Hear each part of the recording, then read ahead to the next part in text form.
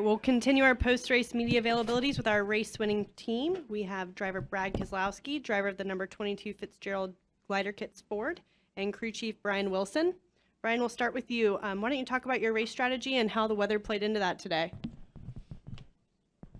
Yeah, the strategy was kind of all over the place. Definitely an up and down day for us. And to be honest with you, when we pitted last for tires, I didn't know that it was the right call. I kind of regretted it at that point. We talked about doing the opposite of the leaders, and I knew that was the right call at that point. But I was really hoping it was going to be those guys pitting, and we would have a set of tires to put on later on because we seem to be a really good short run car. But with the way that circumstances played out, the red flag, multiple cautions, it seemed like it equalized when those guys took their tires. So the rain definitely helped us. It was a tough one to call from that standpoint because the radar, it wasn't like you just had one storm cell. So, typical summer here in North Carolina, you're just you're watching for where the pop-up storms are going to come from.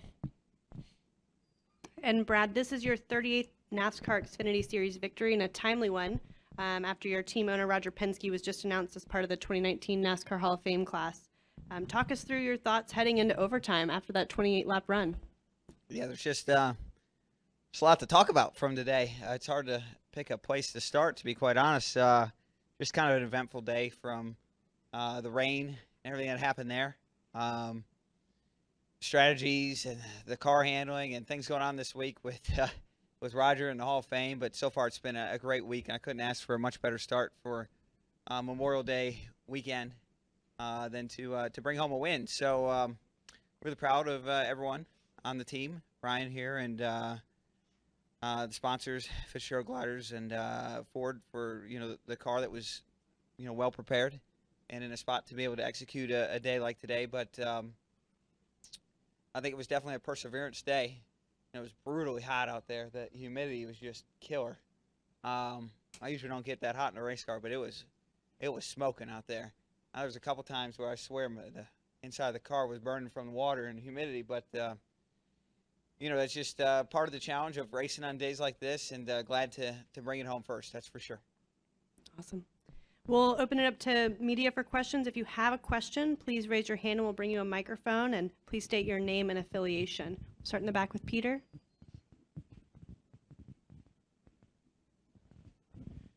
Peter Strada, TSJ Sports.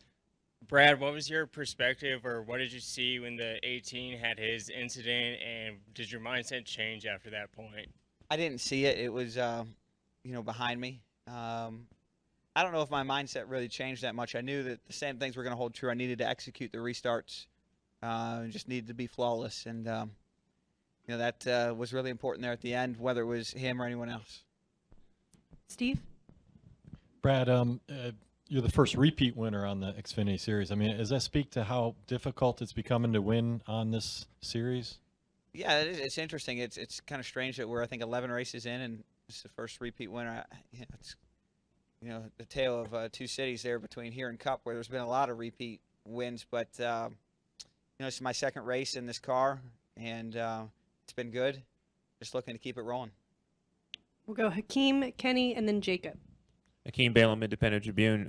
It's kind of a little bit of a two-parter. First of all, with this win, you just mentioned a little bit, if you could possibly, ride this momentum into tomorrow night, and also, as far as on the rest of the Xfinity circuit and Cup circuit, possibly for the future, how this could play into. Oh, it's good. It's winning is a good thing for a driver's psyche. It's a good thing for a team's psyche.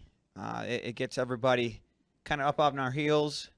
It's interesting, when you win one or two times, everybody gets better, and that feels like when you win like 6 or 7 times, everybody gets a little worse because maybe you take it for granted. But when you win 1 or 2 times early in the season, the team starts to really build confidence, and they seem to look a little bit harder for that last little bit, that it really separates good from great, and that's so important, is to not settle for good and to reach for great in a sport.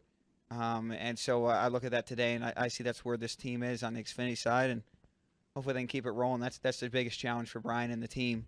But for me, on my side, it's certainly good timing. We didn't have a great run in the All-Star race, and it's nice to go out there and put down some good laps here and have a good showing. Kenny Bruce, KennyBruce.net. Brad, Brian talks about the short run speed. What in your mind was the difference out there today?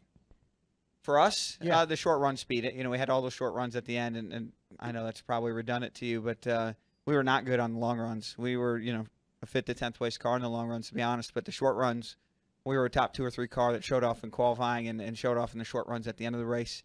So it's just a matter of kind of getting that track position to make it take advantage of it. And Brian had the right pit call to do that. Okay, one other thing. You, Joey, Ryan, in the car, most Xfinity Series teams kind of have younger drivers that they bring up through there. What's the benefits of the Xfinity Series team to Well, I think Team a lot Penske? of teams right now are in a position where they're developing drivers, and we're in a position at Penske where we're developing, you know, people, crew chiefs, engineers, tire changers. We're still developing. It's just a different type of development. And we've been on the flip side of that too, where, you know, I got started in this Xfinity Series, and I was one being developed. So I think that's just ebbs and flows. We've developed a lot of great people in the program. All 3 of our Cup Series crew chiefs came through the Xfinity program. I think that's something that, you know, Roger Penske holds in very high regard, as he should. And so we want to keep that going throughout the whole company, whether that's tire changers or whoever it might be, engineers. There's a lot of people that make a race team possible. This is truly a team sport. So, you know, I know that sometimes the driver is the face of a team, and that's okay. Believe me, I like that a lot of times. But there's a lot more to it than just the driver. Jacob?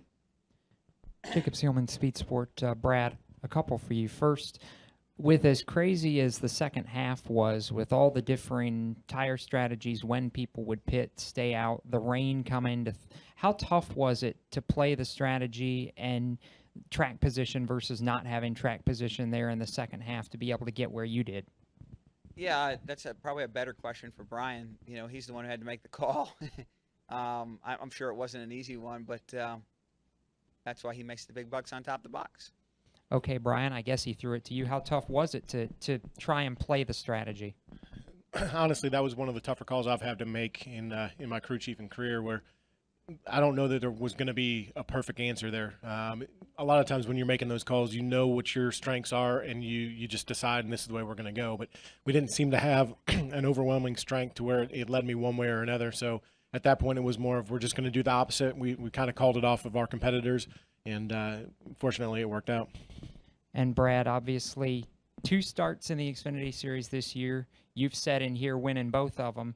With you guys having the limited number of chances to run in this series anymore, how important has it been for you to really capitalize anytime you can get back in this car? Yeah, it's certainly important to me personally and obviously professionally, but, you know, I'll get 4 starts in this car this year. This is my second one. I think I have 2 more remaining at Loudon and Darlington.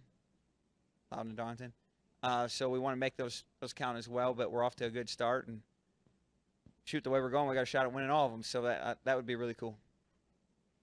All right, we're going to go over here to Chris Knight, and then we're going to jump up to the press box for a couple questions. Yeah, Chris Knight, catchfence.com. Brad, a lot of the drivers seem to complain about the heat today. Was that something that took you guys off guard, and do you think, was it just the weather or something inside the Xfinity cars that contributed to that? Yeah, I got to be honest, it's the hottest I think I've drove. It's not all that hot outside, but I think a lot of factors, you know, play into it with the rain and the cars soaking up some of the rain. My first few laps on the restart, there was water coming out of the roll bars, and I'm sure that was going right down on the exhaust and putting together a nice steam bath. But you know, that's just, it's part of the challenge and kind of what you have to live through. All right, we'll go up to the press box. I've got a couple of quick questions, Brad. First of all, this is one of those rare weekends where you didn't have Joey Meyer up there. What was that like, first of all? Yeah, well, you know, it's a little different, but Jefferson Hodges did a good job. You know, Joey Meyer, my normal spotter, is off watching his son graduate from basic at in military school, or not military school, but in the Navy. So that's great. Kind of seems fitting for him to miss that on Memorial Day weekend. But that's really cool and special for him. And you know, I'm glad that we were able to go to the depth chart and not let him or not get in a situation where he couldn't be there with his family on such a really big weekend for him. Will he be back tomorrow? No. No, he won't, Lee. Okay, and the VHT, can you talk about how that affected your car and, you know, what do you expect out of it tomorrow? No worries, Lee. I think it's really dynamic. Dynamic meaning it changes a lot throughout the run, which makes it, tough. It's tough to predict. The rain really killed it there at the end.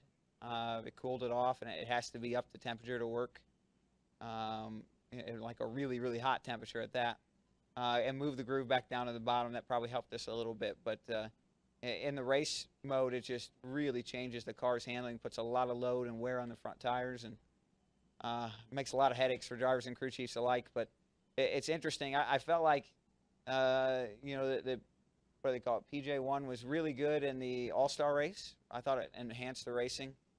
And I think for this scenario, it's probably the opposite of that. So we'll see where we go from here on that. But, small changes in the car, small changes in the track kind of changed the whole landscape for us. And that was definitely a change.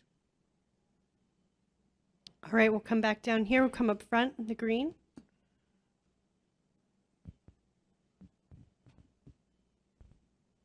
Mike Massey, frontstretch.com. This weekend, there's always a lot of talk about drivers doing the double, right? You work for a guy that can make it happen. I'm not going to ask you if you'd ever do the double. I'm going to ask you if you'd ever do the triple. The triple. Xfinity Wow. today. I would have anytime. loved to.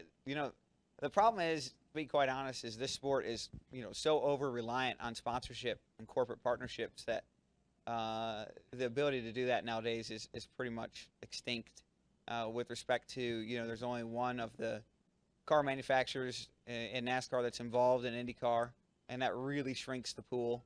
And then the car owner pool, I think the only one that runs in both also competes with two different manufacturers. So, both of them, Penske and Ganassi.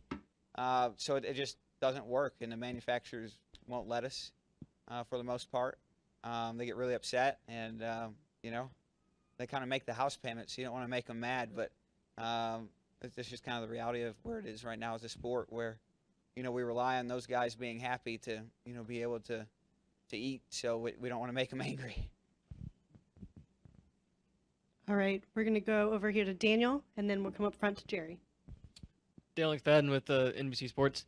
Brad, this is the first time we've had Cup drivers in the Xfinity for a while, and it's your first time since Phoenix. I was wondering, with you running against some of these younger drivers out there today, what did you observe, and who was the most improved out of Who's those the most drivers improved? since Phoenix? Well, I thought I saw 2 or 3 drivers that looked really good to me. I thought Christopher Bell looked really good. Daniel Hemrick was just making nice strides. It's interesting. I thought he was one of the better cars for sure. And Cole Custer, I thought, had a great day. Those 3 all look primed for the next level.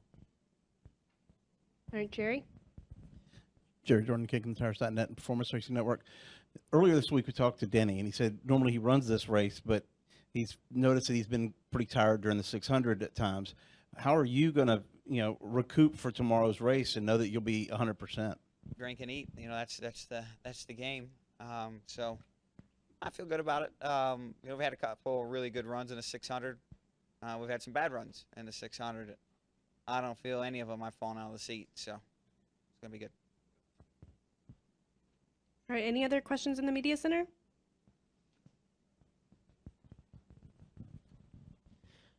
Brian, Brad was talking earlier about developing people and Team Penske developing people. You're really a prime example of that in this season. You've now 4 wins with 3 different drivers. For you, how do you manage going through the year and constantly having a different voice that you're talking to, but still performing at such a high level with the team? Honestly, working with Brad, it's kind of like second nature. Worked with him so long. But the other drivers, I observe them and I scan them quite a bit. So when it comes to working with Joey or Ryan, it's not quite as easy as working with Brad, but it's definitely close to it where their terminology. And that to me is the biggest thing is when they say something and they describe something, what changes in the past have worked and what do they respond to. Working with Austin Cindric has been definitely a learning curve. He's learning as fast as I'm learning his terminology. So his terms change quickly. What he needs changes quickly. But I've also got a history with him. We did several ARCA races together. Next week we've got Paul in the car, and that's probably going to be the toughest one because, I mean, obviously I didn't get to observe from the outside with him on one of our teams like the other guys, or, you know, and really haven't worked with him that much. So next week's going to be a challenge, but fortunately we have really strong cars. And so a lot of times when you have the car, that's a large part of the potential of it, is just bringing a car that's fast. It has, you know, it's lightweight and has the good aero and has a good engine and all that. So at that point, you just get to the track and try to maximize it. And that's what we really have tried to focus on, is just unloading really close and then just trying to maximize the setup from there. All right, guys, thank you so much. Congratulations on your race win. Thank you, guys. It's a good media turnout today. It's nice to see. Thanks for being here.